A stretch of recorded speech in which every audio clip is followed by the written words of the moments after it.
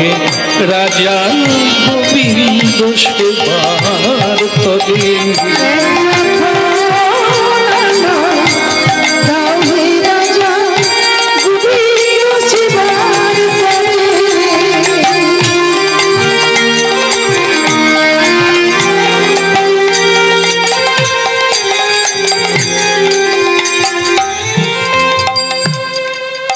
গভীর রাত্রি, একটা জামা কাপড় দিল না, একটা ঘর দিল না, শুধু দালান বাটিতে থাকতে দিল। আর ওই সাধু মন্দিরের ভেতরে চলে গেছে, গিয়ে মাকে বলছে, মা তুমি কি মা? তোমাকে কি মা বলা যায়? কিরকম মা?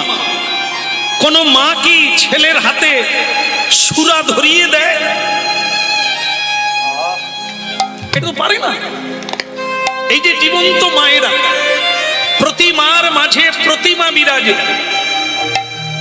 হায় রে অন্ধ, চিনিস নে মাকে তো তোরা পুজিস নে, ঘরের প্রতিমা পুজিস নে তোরা, মাকে তো তোরা পুজিস নে।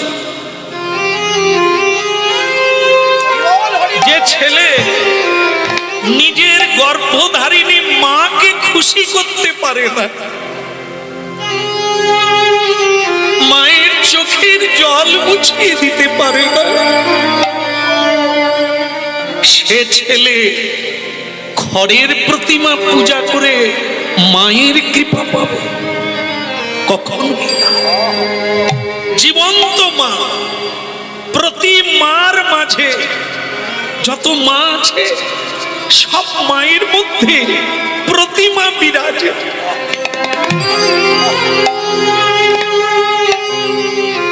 স্বামী বিবেকানন্দ বেলুড় মঠে প্রথম দুর্গাপূজা যখন হয় বেলুড়ে, তখন তিনি একটা আলতা পেড়ে শাড়ি আর কিছু ফুল নিয়ে মঠে এলেন মা শারদার কাছে।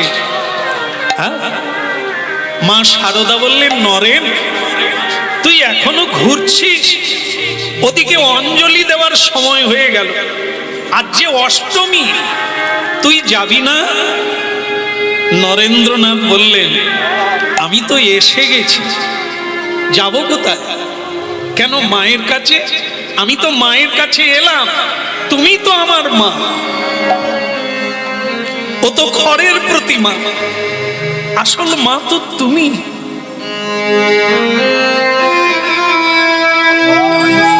ওই শারদা মায়ের পায়ে ওই শাড়িটা দিয়ে, ফুলটা দিয়ে চোখের জলে কাঁদলো, মা আপনি আশীর্বাদ করুন, আমি যেন মানুষের দুঃখ দূর করতে পারি,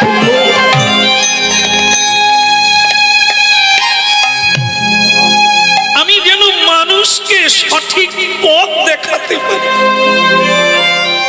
নরেন ওঠ বাবা, তুই যে পথে যাচ্ছিস দেবতারাও বাধা দিতে পারবে না, সৎ কাজে ভগবান সাহায্য করে।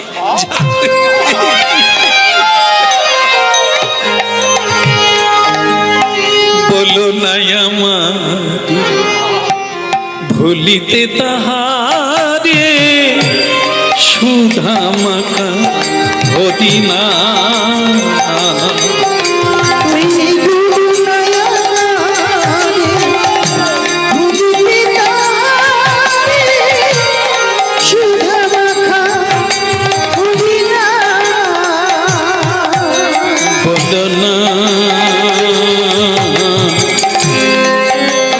বলো